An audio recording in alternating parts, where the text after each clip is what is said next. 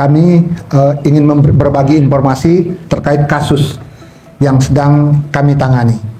Jadi saya menceritakan kronologi singkatnya. Pada tanggal 16 November kemarin, kami didatangi oleh seorang perempuan, ibu, ke kantor menceritakan bahwa telah terjadi dugaan tindak pidana kekerasan seksual. Peristiwanya terjadi di bulan Januari 2023. Nah, pada waktu itu beliau sudah menunjuk pengacara. Kemudian diganti lagi pengacara yang lain, tetapi sepertinya korban ini belum mendapatkan tindak lanjut, sehingga akhirnya pada 16 November kemarin datang ke kantor kami menceritakan meminta kesediaan kami untuk menjadi pengacaranya, mendampingi sebagai pengacaranya. Kami dari Anthony Andika Law Firm, saya sendiri selaku managing partner, Ridwan Antoni Taufan, didampingi oleh sebagian dari tim hukum kami. Ini Bang Yogi Pramana, Yogi Pramana itu salah ya. Ya. Ini Andri Effendi, ini Rini Fitri, dan ini saksi korban. Nah, atas dasar surat kuasa tersebut kami langsung bertindak cepat. Kami langsung pergi ke rumah sakit karena kami lihat kondisinya korban ini walaupun sudah berlangsung lama tetapi kelihatan depresi, trauma dan lain-lain, sehingga kami butuh opini dari ahli dari rumah sakit. Kami bawa ke rumah sakit Mitra ya. Di rumah sakit Mitra, dan hasilnya memang ada hasilnya yang menyatakan bahwa yang bersangkutan mengalami depresi, trauma. Nah, kemudian atas dasar itu kami langsung menuju ke Polda Metro Jaya membuat laporan, buat LP, dan sudah diterima laporan kami dengan nomor LP-6981-11-2024 Polda Metro Jaya tanggal 16 November 2024. Nah, apa peristiwa yang terjadi atas dugaan tindak pidana seksual tersebut? Peristiwa yang terjadi secara garis besar dapat kami ceritakan bahwa pada sekitar bulan Januari 2023 bertempat di salah satu hotel di Bekasi, Hotel Horizon di Bekasi, terjadi dugaan tindak pidana tersebut. Dan kebetulan di sebelah kanan kami ini saksi korban. Nah, mungkin bisa diceritakan sedikit terkait peristiwa tersebut. Bu, perkenalkan diri, tapi tolong jangan sebutkan nama lengkap, cukup inisial. Demikian juga terduga pelaku, sebut inisial saja. Silakan, Bu.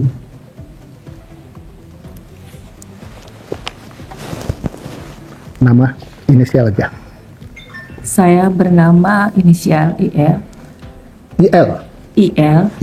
Bahwa saya benar korban dugaan tindak pidana kekerasan seksual yang diduga dilakukan oleh saudara S. Oke. Saudara S ini apa posisinya? Mungkin jangan disebutkan secara detail, secara gambaran saja, sebagai apa pekerjaan singkatnya pada waktu itu?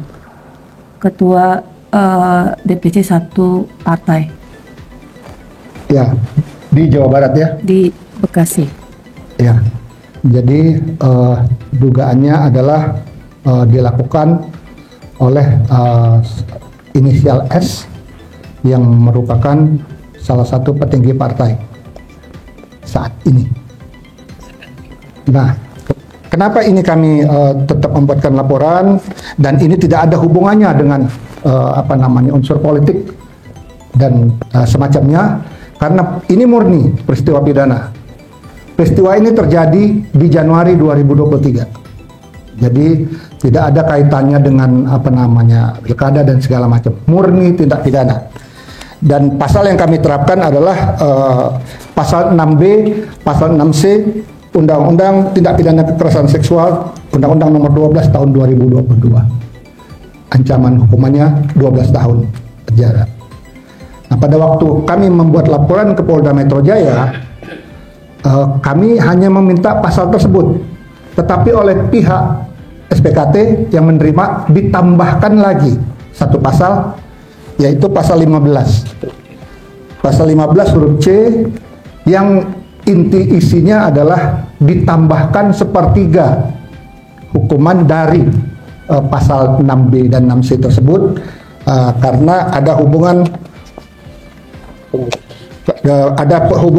atasan dan bawahan dan kepengurusan. Jadi pasal 15C-nya itu ditambahkan oleh pihak kepolisian. Nah, untuk lebih detailnya mungkin boleh ditanyakan kepada pihak Polda Metro Jaya terkait laporan tersebut. Nah, untuk itu kami memberikan kesempatan kepada rekan-rekan media. Mungkin kalau ada yang mau ditanyakan, persilakan. Siap. Ladies first.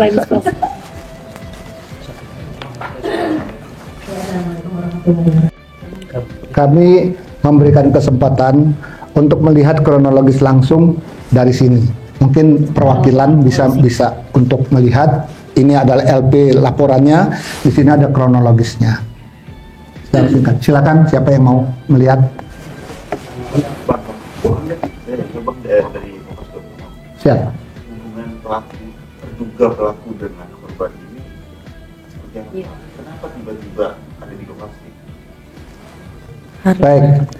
Jadi kalau berdasarkan cerita korban kepada kami, hubungannya adalah semacam atasan dan bawahan. Kemudian kenapa ada di lokasi? Lokasi tersebut adalah ada acara. Ada acara partai. Kemudian si korban diminta untuk memesan hotel. Kemudian memesan hotel dan dibayar oleh korban dengan kata bayar dulu, nanti saya ganti. Dan pada tanggal itu kemudian diganti memang oleh si terduga pelaku. Nah, pada waktu sudah di booking hotel, si terduga pelaku datang ke kamarnya. Kemudian mungkin boleh diceritakan sedikit oleh terduga. Masih bisa bercerita. Oke, saya wakili. Saya baca ya, saya bacakan ya. Siap.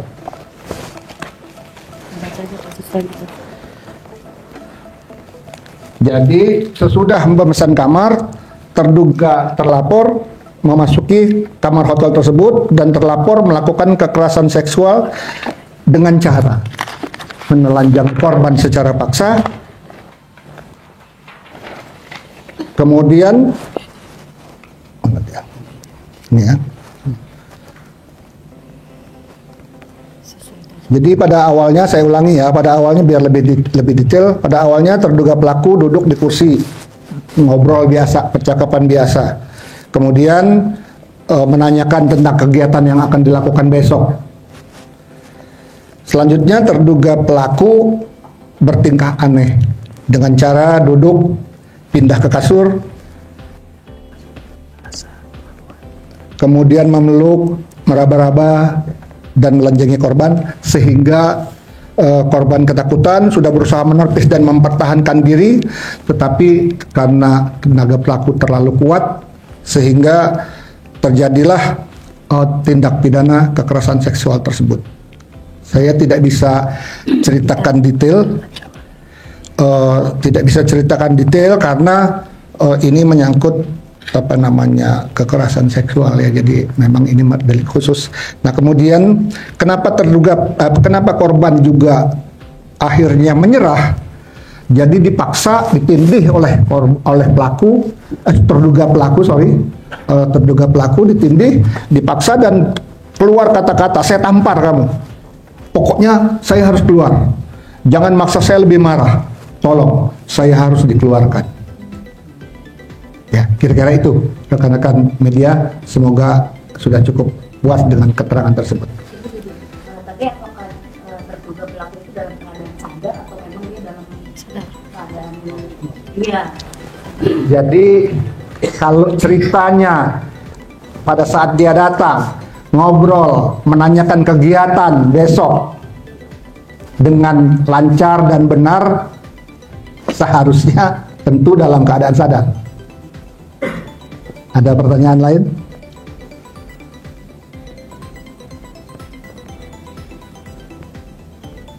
Enggak. Sudah cukup? Ada yang lain mungkin? Ada yang mau bertanya? Ya, Bang. Siap. Berarti laporannya itu ke Polres atau ke Polda Metro Jaya, Pak. Polda. Polda Untuk Metro. tindakannya ketik sampai saat ini masih di Polda. Di Polda Metro Jaya. Masih di Polda Metro Jaya. Sejauh mana Pak? Apakah sudah naik ke tahapan penyidikan? Belum, karena kami baru bikin LP-nya tanggal 16 November kemarin, hari Sabtu. Hari Sabtu malam Minggu. Belum. Berarti korban ini menjadi kantor partai. Ya. Betul. Bekerja di kantor partai. Pengurus berarti Pak. Pengurus. Terduga pelaku udah punya istri atau belum?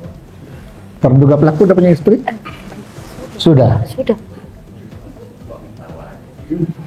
Izin. Siap. Ini kan tadi kasus tahun 23. 2023 ya, berarti kan udah hampir mau 2 tahun. Betul. Itu kan juga pernah melaporkan. Betul. Itu kalau boleh tahu tuh kenapa bisa mantap itu dilaporin yang pertama? Iya. Jadi kalau saya berdasarkan cerita dan bukti yang saya dapat, belum ada laporan ke pihak kepolisian. Jadi pengacara yang lama belum membuat LP. Ini laporan pertama. Gitu. Jadi karena tidak ada perkembangan, kemudian meminta kita, ya kami merasa terpanggil karena beliau menuntut dan mencari keadilan buat dirinya. Seperti yang rekan-rekan lihat, sampai sekarang pun masih terpukul, dan kami juga akan melakukan visum psikologi mungkin besok, karena berdasarkan saran daripada pihak rumah sakit yang sudah kami lakukan visum kemarin, diminta untuk melakukan visum psikologi juga. Jadi sudah kami lakukan visum. Kemudian kami juga sudah membuat surat ke LPSK, kami juga sudah membuat surat kepada Komisi Perempuan dan Anak untuk meminta perlindungan hukum. Demikian rekan-rekan, mungkin ada tambahan lagi? Dari tahun 2023 itu selama itu pernah tidak komunikasi dengan pihak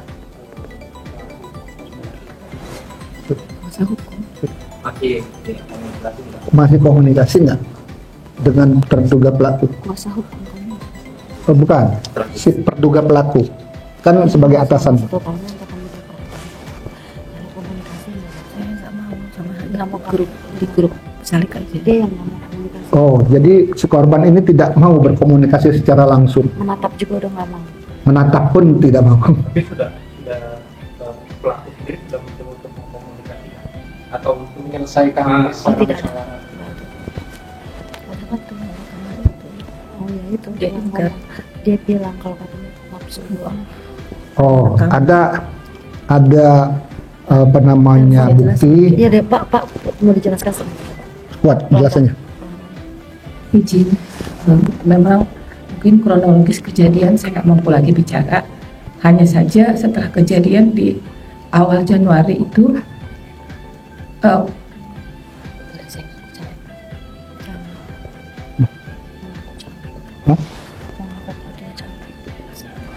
Enggak. jadi setelah saya kejadian itu bulan Mei saya menghadap, saya minta mengundurkan diri dari semua bidang pekerjaan saya yang menyangkut partai. Dia bilang jangan, dia panik, takut partainya didiskualifikasi. Akhirnya dia melakukan janji-janji yang banyak. Saya akhirnya mengikuti, tetapi semua itu tidak dilakukannya. Akhirnya saya konsultasi ke kuasa hukum saya pertama di bulan Februari. Ada pengakuannya. Ada pengakuannya dia. Apa? Dia minta maaf bahwa dia bilang kita di hotel itu suka sama suka. Saya bilang tidak. Bapak hanya berjanji sama saya ada yang mau dibicarakan hal pekerjaan. Saya percaya karena saya yakin Bapak orang terhormat.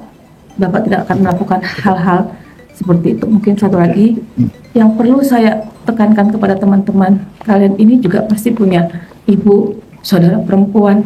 Apakah seorang perempuan berhak diperlakukan sehina itu? Kami datang tiba-tiba spontanitas nafsu laki-laki harus kami siapkan, entah itu bukti apa. Kami tidak siap untuk spontanitas seks. Makasih. Ya, mungkin cukup. Rekan-rekan ada pertanyaan lain? Kita janji apa aja. Janjinya janji apa? Ada pengakuan permintaan maaf enggak? Aduh, pengakuan maaf. Permintaan maafnya apa bentuknya? Janji dinikah aja atau gimana? Saya tidak mau. Oh, diajak dinikah. Saya bilang, dia nanya kamu apa? Kalau saya minta nikah bagaimana? Dia bilang mau. Saya nggak mau akhirnya.